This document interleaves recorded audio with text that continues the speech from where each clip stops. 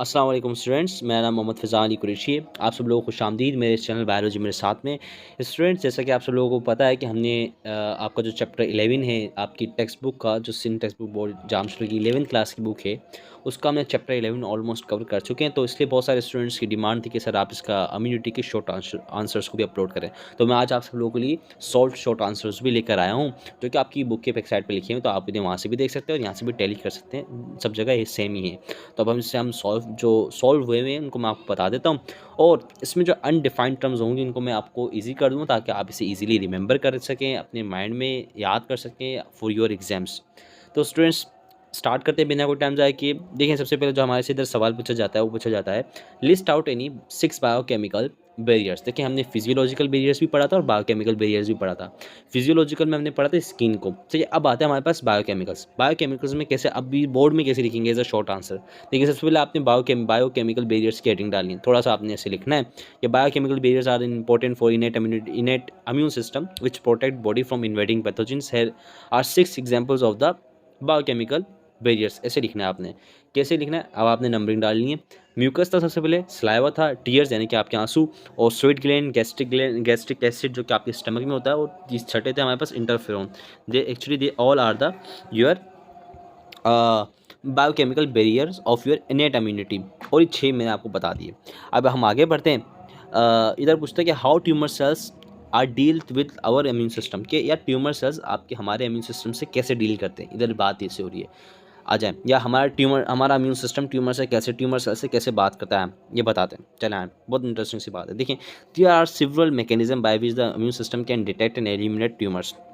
T cells, जैसे कि T cells, there are the type of immune cells that can recognize and kill tumor cells. T cells can be activated by the recognizing active tumors antigen. अब होता क्या है कि T cell आता है, T cell activated जो होता है रिकॉग्नाइज क्या करता है, स्पेसिफिक ट्यूमर एंटीजन्स को रिकॉग्नाइज करता है, जो कि एक्चुअली प्रोटीन्स होती हैं, सही है, present on the surface of the cancer sales.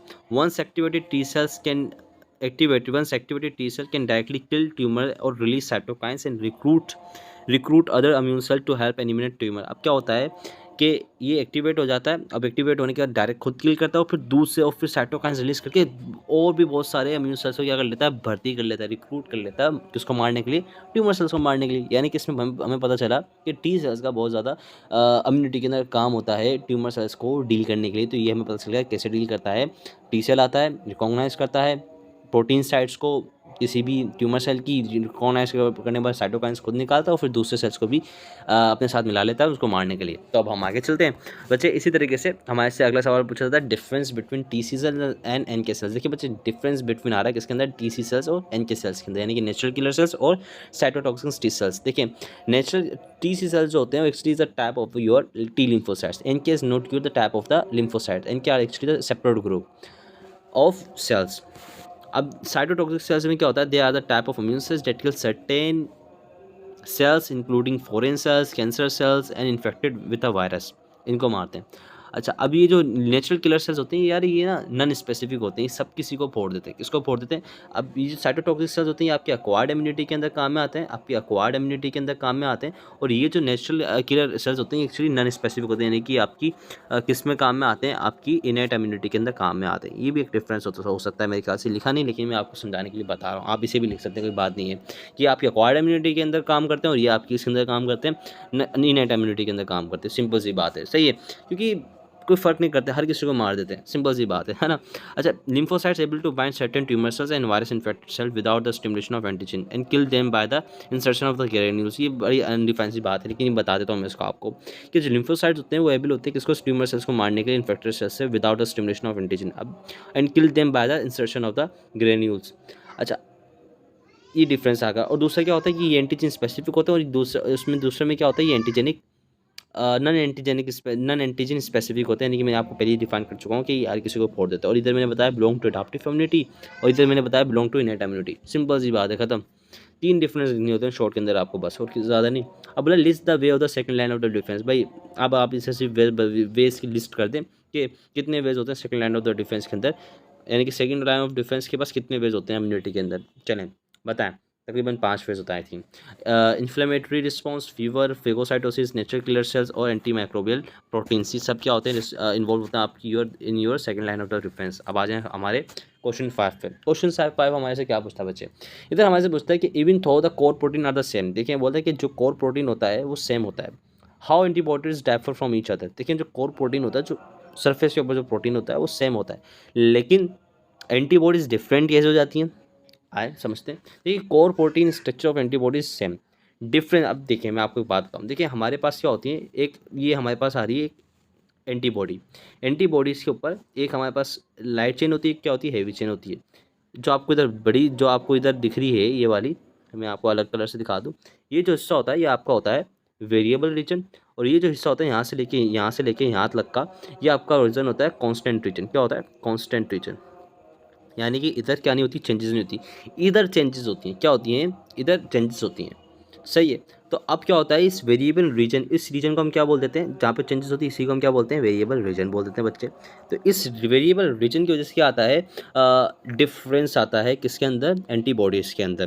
क्यों, क्योंकि ये जो वेरिएबल रीजन होता है यही बाइंड करता है अलग अलग टाइप के एंटीजन से, और इसी वेरिएबल रीजन की वजह से एंटीबॉडीज़ में डाइवर्सिटी आती है, यानी कि बहुत सारे पैथोजन से लड़ सकती है, सिंपल सी बात है। अब इसी बात को हम समझते हैं इसे, कि हमारे पास जो होता है ना, and production process make antibody differ from each other determine specific function in the immune system. अब इस बात का, अब इस सवाल का हम वापस पढ़ते हैं। The core protein structure of the antibody is same, difference in the variable region, constant region and production process make each antibody differ each other. देखिए जो प्रोसेस होता है प्रोडक्शन का, किसका, एंटीबॉडीज़ का बनने का, वही उसको क्या बनाता है, डिफरेंट बनाता है दूसरे से। इसी वजह से वो क्या होती है, डिफरेंट होती है। This is how they actually differ each other. ये बात को आपने याद रखना, शॉर्ट के अंदर इतना ही लिखना होता है, इससे ज़्यादा लिखना नहीं होता। तो बच्चे मैंने आपको थोड़ा एंटीबॉडी का स्पीच स्ट्रक्चर को समझाया, और इधर अब हम समझते हैं कि what is antipyretic therapy and what is the use. देखिए पायरेटिक का इधर मतलब होता है फीवर, मेडिकल टर्म के अंदर हम इसको पायरेटिक बोलते हैं। एंटीपायरेटिक का मतलब होगा ऐसी कोई ड्रग होती जो कि आपके फीवर को रिड्यूस करेगी। तो ये मतलब क्या होगा, एंटीपायरेटिक का हो गया, सही, जो खिलाफ करती है किसके, आपकी फीवर के। चलो अब हम इसको समझते हैं, what is antipyretic in the form of English. चलिए ज़रूर समझते हैं इस बात को कि antipyretic is a medical treatment that aims to reduce fever, which is an increase in a body temperature above the normal range. Antibiotic drugs such as aspirin, acetaminophen, जिसको हम पैरासीटामोल भी कह देते हैं, ये क्या होती है, आपकी एंटीपायरेटिक थेरेपी के अंदर जो ड्रग्स होती हैं उनके नाम होते हैं नॉन स्टेरॉइडल, और हमारे पास एक होती है उसको हम non steroidal anti inflammatory drug भी बोलते हैं, वो भी क्या होती हैं इसमें इन्वॉल्व होती हैं। उसी तरीके से आप इसके यूज़ की भी बात कर लेते हैं बच्चे। यूज़ क्या होता है, commonly use to lower the fever by inhibiting the prostaglandins. Prostaglandins क्या होता है, हमारे पास ये सब सब्सटेंस होता है जो हमारे थर्मोस्टेट के ऊपर, यानी कि ब्रेन के ऊपर क्या करता है, इस असर करता है, और असर करने के बाद ब्रेन के थर्मोस्टेट के ऊपर हमारा बॉडी का क्या बढ़ा देता है बच्चे, टेम्परेचर को इंक्रीज कर देता है। तो ये प्रोस्टाग्लैंडिन्स की प्रोडक्शन को स्लो कर देता है, कौन, एंटीबायोटिक ड्रग आके जैसे इसकी प्रोडक्शन को स्लो करते हैं तो वो एक्टिव कम होते हैं, तो इस वजह से हमारी बॉडी का टेम्परेचर क्या हो जाता है, डाउन हो जाता है। This is whole mechanism of your fever. मैंने आपको बहुत ही चंद अल्फाजों में इसको डिफाइन करके कैसे काम होता है। Which are substance produce by the body contribute to fever. Simple सी बात, ये वो सब्सटेंस होता है जो आपकी बॉडी बनाती है, कॉन्ट्रीब्यूट किसके अंदर करता है, फीवर को। अब देखिए फीवर होना भी ज़रूरी होता है, लेकिन इसके हार्मफुल साइड इफेक्ट्स हो सकते हैं, आपकी बॉडी के अंदर बहुत सारे फंक्शंस खराब हो जाते हैं। अभी आगे चल के मैं बताता हूँ कि what is the harmful effects of the fever. तो आगे बने रहिए एंड तक, मैं आपको आपके सारे शॉर्ट क्वेश्चंस के जवाब दूंगा। देखिए सातों क्वेश्चन हमारे से पूछता है, list out 4 auto immune disorders of man. देखें 4 ऑटो इम्यून डिसऑर्डर्स हमें बताने हैं, बस बताने हैं, क्या करने, लिखने हैं, उनके नाम लिखने हैं और कुछ नहीं लिखना। सबसे पहले आता है हमारे पास रेमेटॉइड आर्थराइटिस, दूसरे में आता है हमारे पास टाइप 1 डायबिटीज़ मिलिटस, तीसरे में आता है हमारे पास सोरियासिस, और चौथे में हमारे पास क्या आता है, मल्टीपल स्क्लेरोसिस। ये 4 टाइप होती हैं which is actually the auto immune disorders. सही है बच्चे। अच्छा अब इसी तरीके से 8वां सवाल हमारे से पूछता है, what is phagocytosis, name some डब्ल्यूबीसीज एक्टिंग एज अ फेगोसाइटोसिस। भाई व्हाट इज फेगोसाइटोसिस क्या होती है, अब फेगोसाइटोसिस को डिफाइन करो सबसे पहले आप as a short. Phagocytosis is a process by which certain cells, जिनको हम फेगोसाइट बोलते हैं, इनगल्फ करते हैं, इंटरनलाइज करते हैं पार्टिकल्स को, such as bacteria, virus, dead cells and other debris in order to clear from the body. क्या करने के लिए, आपकी बॉडी से उनको ख़त्म करने के लिए। अब हम चंद सेल्स के नाम भी बता दें भाई, क्या जा रहा है, 5 नाम बता दें आप, dendritic cell, monocytes, eosinophil, macrophage, neutrophil, they all are the macrophagocytic cell which actually involve in the phagocytosis. सही बच्चे। अब इसी तरीके से हम आगे बढ़ते हैं। 9वां सवाल है, वो हमारे से पूछ रहा है कि व्हाट इज इन्फ्लेमेशन। बताएं अब इसे, इन्फ्लेमेशन क्या होती है। बहुत आसान है, देखें, inflammation is a natural response of the body immune system to injury. आपकी बॉडी के को कोई इंजरी हो जाती है, या कोई इन्फेक्शन आ जाता है या कोई इरिटेशन होती है, इस चीज़ के अंदर फिर क्या होता है, एक नेचुरल रिस्पॉन्स बनता है जिसको हम इन्फ्लेमेशन बोलता है। इसके अंदर होता है क्या है, it involves activation of immune sales, the release of various chemicals and hormones. इसके अंदर क्या होता है, बहुत सारे केमिकल्स होते हैं, हार्मोन्स होते हैं, and recruitment of additional immune cell. अब ये क्या करता है, बहुत सारे इम्यून सेल्स को मिलाता है at the site of injury, जहाँ पे आपकी बॉडी में चोट लगी है या कोई इन्फेक्टेड कोई ऐसा पार्टिकल आपकी बॉडी में एंटर हुआ, उस जगह पे क्या करते हैं, जमा हो जाते हैं। सब क्या करते हैं, अब ये क्या करते हैं, इन्फ्लेमेशन को कॉज करवाते हैं। अब इन्फ्लेमेशन को हम करेक्टराइज कैसे करते हैं, यानी कि हम इन्फ्लेमेशन को पहचानेंगे कैसे, देखें ऐसे पहचानेंगे इन्फ्लेमेशन क्या होता है, आपको इसका जवाब मिलने वाला है इधर ही। क्या होती है कि रेडनेस आ जाती है, स्वेलिंग आ जाती है, हीट प्रोडक्शन होती है, पेन होती है, और नेसेसरी क्या होता है, लूज ऑफ फंक्शन हो जाता है। और ये जितना भी प्रोसेस हुआ है इन्फ्लेमेशन का, ये बहुत ज़्यादा ज़रूरी है किस चीज़ के लिए, आपके ज़ख्म की रिकवरी के लिए, फॉर हीलिंग प्रोसेस। समझ रहे हैं आप बात। इस वजह से क्या होती है, इन्फ्लेमेशन होती है। मैंने ये आपको बता दिया इन्फ्लेमेशन क्या होती है, क्यों होती है, ये भी बता दी इनफैक्ट। सही है। अब हम चलते हैं outline the harmful effect of the fever. मैंने आपको बताया था शुरू में कि मैं आपको फीवर के हार्मफुल इफेक्ट बताऊंगा, तो भाई अब मैं इधर आपको बता रहा हूँ। ठीक है, high fever can be harmful and can have a range of the negative effects on the body. Some of the harmful effects of the fever are dehydration. सबसे पहले हमारे पास क्या होता है, डिहाइड्रेशन, जो कि क्या लीड करता है, हेडेक कर देता है, सर में दर्द कर देता है, डिजीनेस कर देता है, फेडिक कर देता है, थका देता है हमें बिल्कुल, हमारे मसल्स को जान नहीं, बिल्कुल ख़त्म हो जाती है, हम अपने मसल्स नहीं उठा सकते। इसी तरीके से स्ट्रेस इंक्रीज हार्ट रेट, क्या हो जाती है, इंक्रीज हार्ट रेट हो जाती है, जिसकी वजह से हमें कोई हार्ट डिजीज़ भी कॉज हो सकती है। क्या हो सकती है, हार्ट डिजीज़ भी कॉज हो सकती है अगर बॉडी टेम्परेचर ज़्यादा हो जाए। सही है बच्चे। इसी तरीके से सीजर्स हो जाते हैं हाई फीवर से, स्पेशली यंग चिल्ड्रन के अंदर, जो लीड करते हैं किसको, सीजर्स को। और इसी तरीके से सबसे इंपॉर्टेंट बात वो होती है एंजाइम डीनेचरेशन, यानी कि आपको मैंने बताया था कि जितने भी बॉडी के अंदर एंजाइम होते हैं वो 37 सेल्सियस के ऊपर बहुत इफिशिएंटली काम करते हैं।